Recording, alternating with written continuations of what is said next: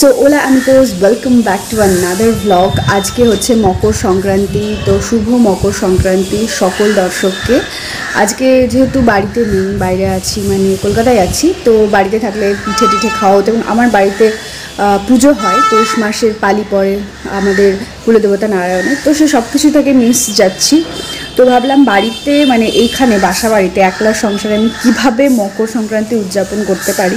তো হঠাৎ করে মাথায় এলো যে মকর সংক্রান্তির দিন মা খিচুড়ি বানাতো। তো আমার কাছে এখন যা যা সবজি আছে এবং যা যা ডাল আছে সেই দিয়ে আমি একটা ছোট্ট করে খিচুড়ি রান্না করব।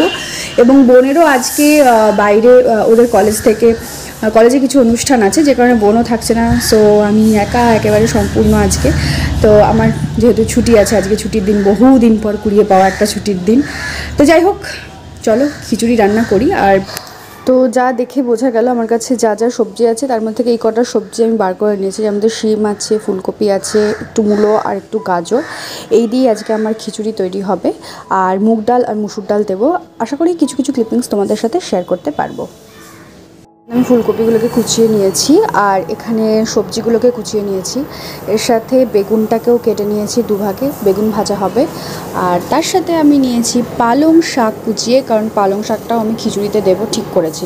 This is my first time যে পালং শাক ইউজ করে আমি খিচুড়ি বানাচ্ছি। তো যাই হোক, এই হচ্ছে মোটামুটি উপকরণ। দেখি এবারে কেমন বানানো হচ্ছে। জাস্ট হালকা তেল দেবো একটু, এবং হালকা তেল দিয়ে এই পালং শাকটাকে একটু জাস্ট ভাজা ভাজা করে নেবো। এখন বাজে দুপুর 12টা, আর এখন আমি রান্না করছি। যেহেতু হঠাৎ করেই ঠিক করলাম যে আজকে একটু খিচুড়ি রান্না করব। তারপরে দেখি যে ভাড়ারে তেমন কিছু ডাল নেই, তো সেই কারণে আমি জাস্ট জেপ্টো করলাম। জেপ্টো থেকে অর্ডার জাস্ট এই কিছুক্ষণের মধ্যেই চলে আসবে। ইন বিটুইন আমি মাথায় তেল দিয়ে দিয়েছি আর ওদিকে সবজিগুলোকে ভাজছি মানে একটু সতে করছি, জাস্ট এই আর কি।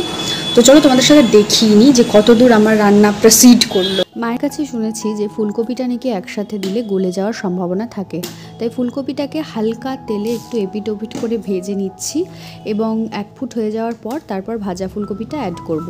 এখন বাদবাকি যে সবজিগুলো আছে ওটা জাস্ট একটু সতে করে নেব, আর তারপরে মায়ের প্রসেস অনুযায়ী, মানে মা যেভাবে বলেছে তার পরেরটা আমি কন্টিনিউ করব। আর এই অবধি পালং শাক ভাজা হয়েছে আর ফুলকপি ভাজা হয়েছে। জেপ্টো থেকে চলে এসেছে ডেলিভারি, তো তাই নিয়ে উপরে উঠছি। আর ওপেন ব্যাগ দিয়েছে। এই যে আমার খিচুড়ি রেডি, একদম গরম গরম ভেজিটেবলস দিয়ে তৈরি আজকের খিচুড়ি। আর এখানে হচ্ছে বেগুন ভাজা। মাঝখানের ক্লিপস আমি নিতে পারিনি, এত কাজ ছিল আজকে। আর এই আজকের আমার প্ল্যাটার তৈরি লাঞ্চের। ঘি দিয়ে হচ্ছে খিচুড়ি আর তার সাথে বেগুন ভাজা। বাজে দুপুর ওই 3টে। আজকে প্রচুর কাজ ছিল সকাল থেকে, যা কাজ জমে থাকে সেগুলো সব কিছু রবিবার দিনকে করা। তো যথারীতি কাপড় কাচা হয়েছে, জুতো কাচা হয়েছে, আরও কত কি, মানে তার লিস্টের শেষ নেই। সবে খাবার খেয়ে উঠে এসেছি আমার ছাদে। তো ছাদ থেকে আজকে তোমাদেরকে আমি আমার বাইরের যে দৃশ্য সেটা দেখাবো, উত্তর কলকাতার। আমার তো ভীষণ ভালো লাগে উত্তর কলকাতার পথঘাট, রাস্তাঘাট, গলি। যদি কেউ উত্তর কলকাতা থেকে দেখছো তাহলে আশা করি সে আমার কথার সাথে রিলেট করতে পারবে। আর রোদটা ধীরে ধীরে একটু হালকা হয়ে আসছে। আর যদিও আমার কড়া রোদ খেতে বেশি ভালো লাগে শীতকালে, বাট স্টিল এই রোদটাও বেশ মিঠে লাগছে। তো আমি ক্যামেরাটা জাস্ট উল্টো দিকে করলেই বুঝতে পারবে যে পরিবেশটাও কি ভীষণ সুন্দর লাগছে। এটা হচ্ছে আমার ছাদের ভিউ, ছাদ থেকে ভিউ। আর সত্যি কথা বলতে গেলে উত্তর কলকাতার রাস্তাঘাট, গলি আমার ভীষণ ভীষণ পছন্দের।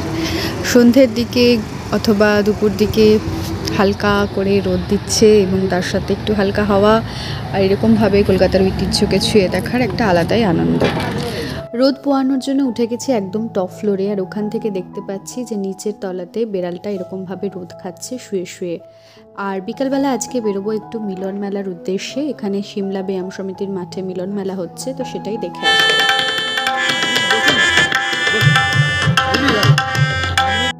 এই মেলাটা সিমলা ব্যায়াম সমিতির মাঠে হচ্ছে, অর্থাৎ গিরিশ পার্ক থেকে যেটা আসছে হেদুয়ার দিকে রাস্তাটা, সেই দিকেই ডান হাতে পড়বে সিমলা ব্যায়াম সমিতির মাঠ। এখানে দুর্গাপুজোও হয়। তো দেখলাম এখানে ভীষণ সুন্দরভাবে একটা মেলা উদযাপিত হচ্ছে এবং মেলাটা বিবেকানন্দের জন্মজয়ন্তী হিসাবেই অনুষ্ঠিত হচ্ছে। বিবেক মিলন মেলা নামে পরিচিত সাধারণত। এটা 14 তারিখে লাস্ট ডেট ছিল। তো গিয়ে দেখলাম ইন্ডিয়ান মিউজিয়ামের একটা ওরা বেশ সুন্দর জায়গা রেখেছিল, যেখানে বিভিন্ন রেপ্লিকাগুলো ওরা দেখাচ্ছিল। তবে মেলার বিশেষ আকর্ষণ যেটা আমার মনে হচ্ছে সেটা হচ্ছে এই পিঠে পুলির দোকানটা। আমরা যারা বাড়ির বাইরে থাকি, অনেক দূরে থাকি, তাদের কাছেই এক একটা উৎসবে বাড়ি থেকে বাইরে থাকার কতটা দুঃখ যন্ত্রণা সেটা আশা করি সবাই অনুভব করতে পারো। তো এরকমই মকর সংক্রান্তিতে যেহেতু আমার বাড়িতে পিঠে উৎসব হয়, আমার কেন সকল বাঙালির বাড়িতেই হয়, তাই ভীষণভাবে মিস করছিলাম। আর এখানে পিঠে বানানো কোনোভাবেই সম্ভব ছিল না। তারপর অনেক নিয়মকানুনের ব্যাপার থাকে, মা বাইরে বানাতেও বারণ করছিল, তাই আজকে কিনে নিলাম এখান থেকে পিঠে এবং ভীষণ সুন্দর খেয়েছি। আর ফেরার পথে এই চাট খেয়েছি আর কিনেছি বেশ কিছু জিনিসপত্র। তো সবে ফিরেছি, এবারে ফিরে দেখছি যে রাত্রেবেলা খাওয়ার মতন তেমন মানে কারোরই ইচ্ছা নেই, কিন্তু বোন যেহেতু সকাল থেকে তেমন করে ওর কিছু খাওয়া হয়নি, তো সেই কারণে আজকে দিনে যে খিচুড়িটা বানিয়েছিলাম সেই খিচুড়িটাই আজকে এখন আমি জাস্ট একটু মডিফাই করলাম ওই ঘি আর মশলা দিয়ে। তো রাত্রেবেলাতে আমি একটু খিচুড়ি টেস্ট করব আর ও খিচুড়িটা খাবে। তো আজকে ব্লগটা এখানেই শেষ করলাম। তো আজকের ভ্লগটা এখানেই শেষ করছি। খুব তাড়াতাড়ি অন্য কোনো ভ্লগ নিয়ে আশা করি তোমাদের সাথে দেখা হবে। ততক্ষণ অবধি টাটা, আর সবাই সাথে থেকো, পাশে থেকো। চতুরঙ্গের ভ্লগগুলো কেমন লাগছে অবশ্যই জানিও কমেন্ট সেকশনে। আর যদি অন্য কোনো ধরনের ভ্লগ দেখতে চাও সেটাও জানাতে পারো, বা এই প্রাত্যহিক জীবনের ভ্লগ কেমন লাগছে সেটাও নিশ্চয়ই কমেন্ট সেকশনে জানিও।